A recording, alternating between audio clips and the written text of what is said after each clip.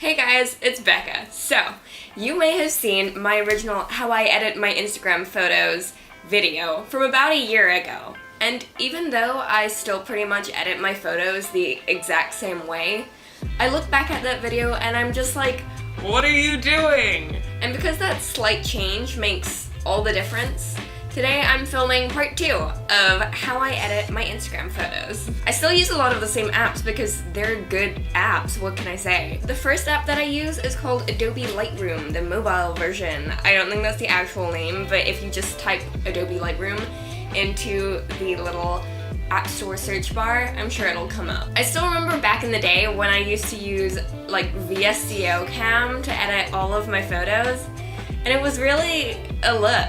I mean, it's not a bad app, it's just I prefer Lightroom because it's way harder to fuck up your photos on Lightroom, whereas with VSCO, I felt like all my photos were just so over-filtered. It was a lot. So the first thing I'll do is crop the photo. Wow, I know. What a revolutionary technique. Crop the things you don't want in the photo out of the photo. I can't believe I invented cropping.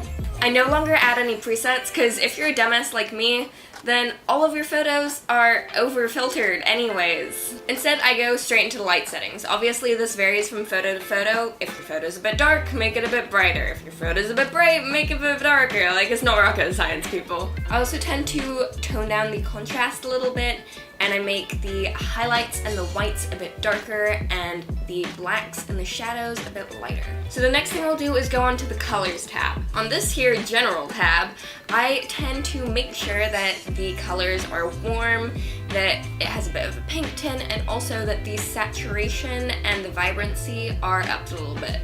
I know that's such a technical term for me to use, upped a little bit. Like, next I'll click on the little button that says mix, and whew, this is where things start to get a little more interesting. I'm really liking the look of like contrasting orange and teal at the moment because I just think it's a really pretty color combination. I can't. And this part of the editing is where I get to make those colors come through. Come through, sis. So, how I do this is I go onto every single color and change it so it's either more red and orange or more green and teal. So, let's review. The red goes more orange, the orange stays the same, the yellow goes more orange, the green goes more teal, the teal stays the same, the blue goes more teal, and the purple and the fuchsia both go more red. Since I'm editing this video, y'all did not just see the 5 tries it took me to get that sentence right. Next, I'll go onto the effects tab and I'll add a little bit of grain because, you know, I can be cool, I can be hip, I can be down with the kids. No, but in all seriousness, I just like the way it looks. The next app I use is called Sparkle Cam. As the name would imply, it adds sparkles to your photos. You might have heard of a similar app called Kira, but this one has an advantage, and that advantage is that it's free. See, as a certified broadcast bitch, that is something that makes me happy.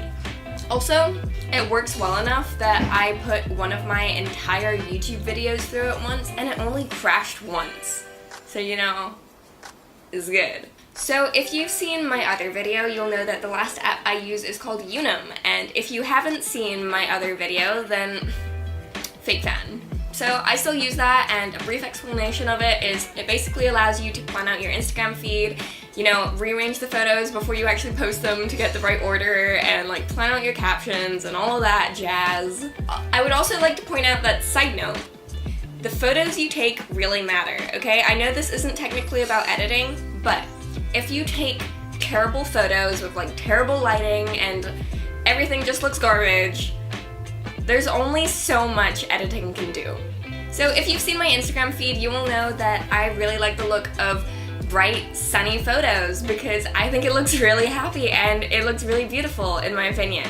So if you want your photo to look bright and sunny, chances are you will need to take it somewhere bright and sunny. You can edit your photo to look like there was more light in it. You can't edit the light in, okay? Okay, maybe you could if you're like a Photoshop expert or something and you had a couple hours at hand, but it's just a lot more efficient to just take the bright and sunny photo. To me, Instagram has always been more of like an artistic thing than a social media thing, which I don't know if that makes sense to other people, but Instagram is basically a mood board of me. Which is why I like to spend a lot of time planning out what my feed looks like and editing my photos. Like, I just want it to look nice. It's a really creative outlet for me. So that's really all that I have to say for today's video. I really hope that you liked it, and I really hope that you stick around for more videos in the future, and I'll see you in the next one. Bye!